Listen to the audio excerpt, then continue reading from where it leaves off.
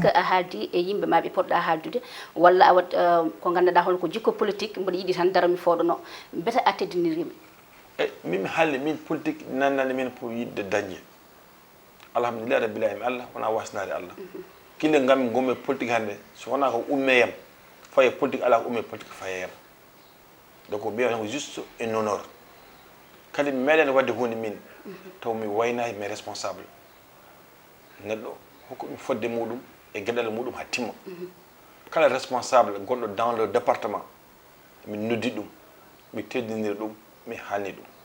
surtout monsieur le maire Amadou Samba Kane on fof nde ngo miijo ngo arayam on fof gadi mi noddude mi monsieur le maire mi yimɓe fof nene mbaɗa postuler leur candidature au niveau de haut conseil so tawi noon an haajuma nene hen mi yafrima Allah e nelaɗo muɗum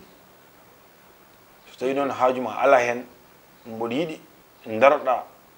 mbaɗa fodde maɗa ha dañi nde ɗon fodde garten e nder commune meɗen garten dans notre département kanko wi so Allah jaaɓi inchallahu rabbi mo daro hen waɗeno fodde makko ɗo foti waɗirni saabu ala ko gollami e nder commune he komi waynahimo ma komi haaldani makko ma komi famodara e makko hay ko gollami nder commune ko fof minen gollitta kanko wiyata mi waɗirni mi yewtide makko ma moƴƴi waɗi ɗum no o wi waɗa hokke men cuusal hokke men softode hokke men yamirode ɗum noon mi waɗani tan no woɓɓeɓe mbaɗirta ni min ma mbaynimi kemi yamirore makko puɗɗimi wadde postulé ma candidature caggal ɗum kadi mi haalani ɗon mbimi kala responsable kala maire sona mum mi heɓani e téléphone ko ɓuuri hewde ko foof min noddiɓe mi haalniɓe kamen ɓe mbi a waɗi ko poɗɗa wadde kadi so Allah jaaɓi inchallah hunde nde kanduɗa heddoro noon ko Allah hokkata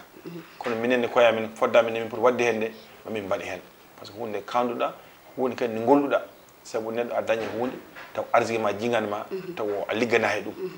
kamen ɓe kaali kala ko mbami dañƴi hen kam ko tamperam e warñedam e yiddeɓe parti o wiyatake woysa yo o heeɓi ɗum ɗo kamɓe hono kadi aɓe jaadi hen e ma candidature heddira noon ko haaju Allah ɗum noon ñagoɗen Allah noon ko jiɗɗen ko yo Allah hokki hen ɗum kadi ɗum wona ɓuural meɗen kadi wona ɓuural département men foof wona ɓuural kadi Sénégal foof adjoint au maire eɗen gandi candidat mo namdiɗa o ko conseil ji kañumen gotata ɓe gona conseil ji hol darde maɓe poti darorade ha keeɓa ko jiɗɗa ko eyyi ça veut dire aɗa andi aduna neɗɗo fof ene jogui nafoore ala mo ala nafoore e aduna neɗɗo ina gasa taw wona conseiller taw kanko ɓuuri jogade humpito e gonɗo conseil o taw kanko ɓuuri kadi judde junggo e gonɗo conseil o ɗum noon alay saago ɗum no mbimami ni wonɓe mi jortodirimi wonɓe noddumi taw wona conseiller ji mais mbaɗani c'est des grands responsables kamɓen so tawi ɓe gaddi hen kadi ballal mabɓe mboɗo ɗamini kadi ma Allah ndewnu foof par ce que fof watte ko circonsensus ça veut dire que so tawi lycée fof mbaɗama déposé e keɓɗen quota men ko 3 candidat wonata officiel eɗen mbawi hebde ay moƴƴere Allah eɗen mbawi hebde ha nayo ma ha joyo kono ce qui est prévu ko haalami neni ko ham ko tato ɓene ko gorko debbo rewa hen gorko rewa hen kadi ɗum dans le département ko ɗiɗo debbo e gorko ko ɓen conseil ɗi mbawata wotante debbo e gorko so ɗen conseil ɗi gotaniɓe tan ɓen déjà jalti d'office woni au conseil keddiɗo noon ko par nomination par décret on ko liste nationale on ko président waɗata ɗum choisiré donc toon ko choix président toon kadi namda he woote président mo heftini mo hooli kadi à travers aussi les responsables du département par ce que kamɓe gandi critére neɗɗo o pabu gueɗɗe wonko ɗum namdi wona mi welama tan waɗama par ce que il faut neɗɗo waɗe l'homme à la place qu'il faut mbaɗeɗa to mbawɗa yultude hujjaji yimɓe mbaɗeɗa to mbawɗa moƴƴinde mbaɗeɗa to mbawɗa fewnude donc en ce moment so ɓe tawi ɓe ƴeewi les critères de tous les candidatures haɓe gandi oɗo noon so tawi o waɗama ɗo henna mo waɗene plus mo waɗen ɗo ɓamtare ma won ko ɓeydani jeunesse o ma won ko ɓeydani département o on kii noon kamɓe ɓe jotto soɓe jewtuɗo ha paari ɓe mbaɗa suggéré président à rapport tous les candidats hankkandi ɓe ƴeewa mo Allah yiiɗi o on tan heɓata donc mboɗo waysira yimɓe fof mboɗo ñaguiɓe ballal Allah e ballal mabɓe aussi saabu c'est très important hay sa wona candidat hay sa wona conseil aussi ballal ma ene wonde hen hay conseil ni ina haasa yidde wotandema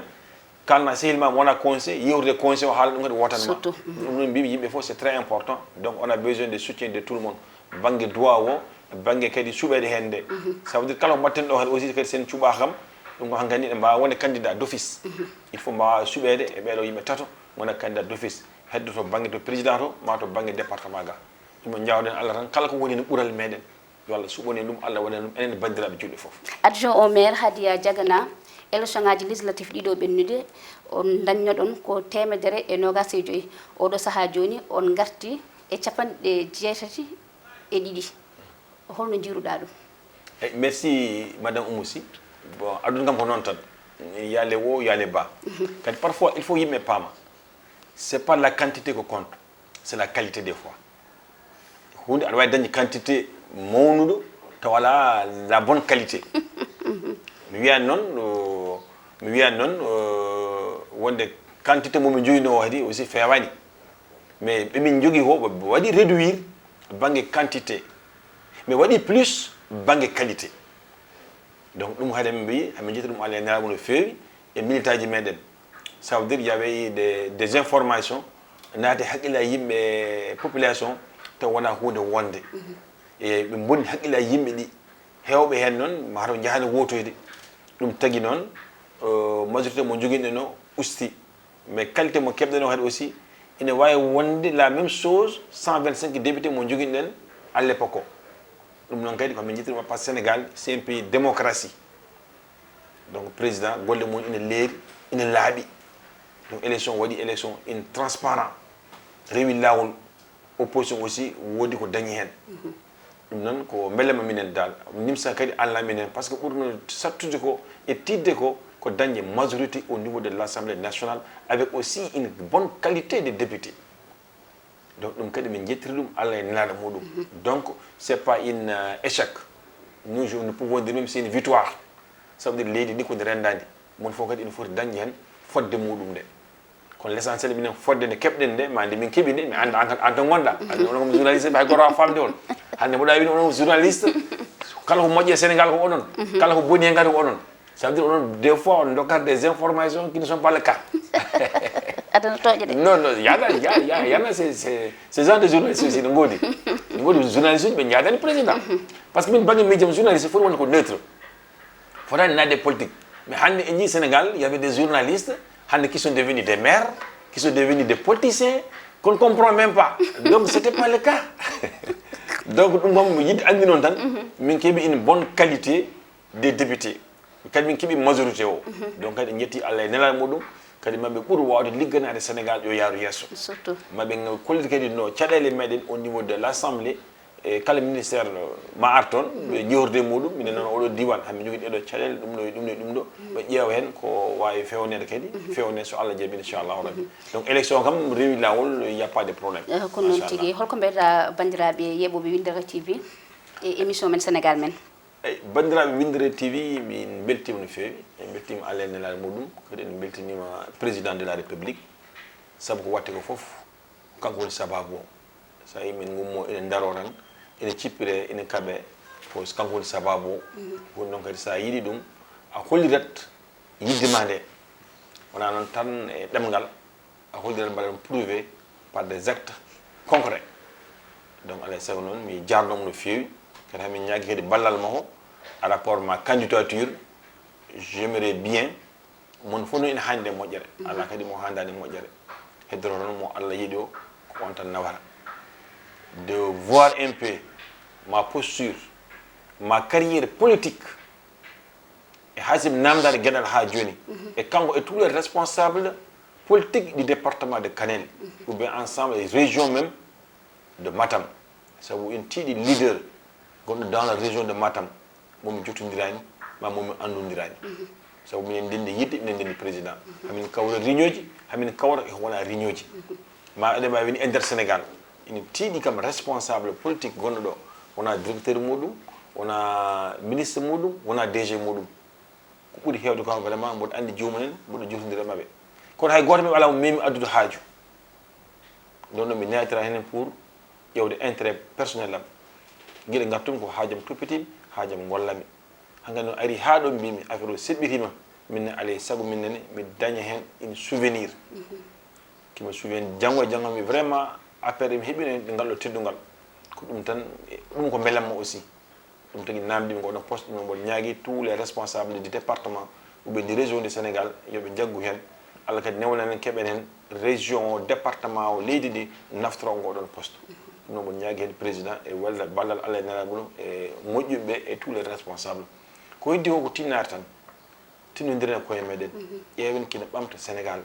ƴeewen kina nawra yesso nos communes ɗum surtout ça par ce que commune aji mbawa ɓamde commune aji Sénégal ɓamtoro caggal nde commune aji ɓamti commune aji ala mbawde ɓamtoyde so wona enen il ne faut pas paden toujours e l'état l'état waɗata ko accompagné il faut a puɗɗa wadde hunde l'état yiye noon kaymi jogo hen softoyde jogo hen cuusal yidde wawde woldema accompagné ɗum noon kadi en jogui président ballowo jurmotoɗo jaafotoɗo puɗɗen enen o yiye ɗum o ɓuura wawde wallude en ɗum noon bandira vraiment onon foof mi salmini on mi juuri moon e jour de élection somi ɓamama hayram somi ɓamama kadi aussi hayram alhamdulillah bi alamin kono onon conseil ji ɗi mboɗo waysiyo on kala no mbawɗon wonirde kala no mbawɗon jogade haajuji e caɗele difficulté aduna on ñalawma so ari yo ɗum jarano goppon haajuji ɗi foof on ñalawma ko ñalawma président ko ñalawma meɗen mon fof yo ya itta kartal muɗum ngal mo président waɗi choisir o maɓe ɗi responsable mbaɗi choisir e yamiraɓe jooɗo gotono jomum so tawi o gotono jomum ko hadde e yamirore président e wallude kadi président kadi mbaɗen koye meɗen yimɓe fof mbawata hebdude ngolɗo lawol ɓeɗen mbawi hebde gongol kadi heddiɓe keeɓa aduna ko noon tan kadi mbaɗo waysi on toujours mbatte haqqille kadi no fewi e jeunesse o jeunesse kadi ina yiiɗi wondude mawɓe mawɓe meɓe kadi ina kamni yo wawa yaten mawɓe meɓe mawɓe meɓe aussi yo jaade jeunesse saabu jeunesse o janggo kamɓe gontata mawɓe hamin jinni noon onon mawɓe mbattay minne mbattayamen haqqillaji no fewi saabu janggo e janggo so tawi on joguima projet ji goɗɗi ma haajuji goɗɗi minen gontata ɗo nous la jeunesse donc alay sano onon mawɓe ne mbattayamen haqqillaji mbaɗomin formé min takko on jangguinomin ko ganduɗon ko taw janggo so tawi on natti wonde ɗo hen taw min keɓata hen difficulté ji ɗum noon vraiment keñe jeunesse o kadi eɗen gandi l' opposition foof ko ɓuuri heewde c'est la jeunesse ɗum noon onenne parti men woni Benno Bokk Yakar mbaɗe impliqué des jeunes les jeunes dynamique woni rewɓe woni worɓe dariɓe daddiɓe felliɓe kadi wallude Sénégal ɓamtude Sénégal yo yaaru yeeso ɗum noon mbattaɓe haqqille no fewi keññeɓe hen mi wiyani noon yo mawɓe guitte ha laaɓa tan suwaɓe yo dokke alay saago noon suhaɓen keeɓen fodde nde pour hebde nde caggal nde mawɓe keeɓi fodde munen nde ɗum tan jinen ɓeydude hen vraiment Allah jarama on jarama on beltanama no fewi en ñaguima kadi yaafuya wasata e haala he taw wonto fewani ma wonto friguitere waɗi mais taw wona ɗum wonno sagam sagam tan yo beelemo woni hen yo waɗ gartam ko rewi Allah ko jokki endam ɗum so wonko fewani hen kam gannon haala way noon kono wona ɗum wonno fandare nde ɗum noon bandiraɓe Sénégal naɓe ma bandiraɓe hettiyankoɓe onon foof e kuuɓal kato mbawɗon wonde mi salmini on mi juuri mon kadi mi ñaagui mon yaafuya onon kadi Windere TV arɓe ɗoɓe kadi Allah jarama yo Allah yeftude moƴƴere yo Allah hokken ko ɓuuri moƴƴude meɗen ko taw kadi wona nafoore men enen bandiraɓe julɓe foof Allah jarama on jarama no bandiraɓe musidɓe tedduɓe on jeeɓannoɓe Windere TV e émission men Sénégal men Allah jarama on jarama ha saaha goɗɗo inchallah e jewte goɗɗe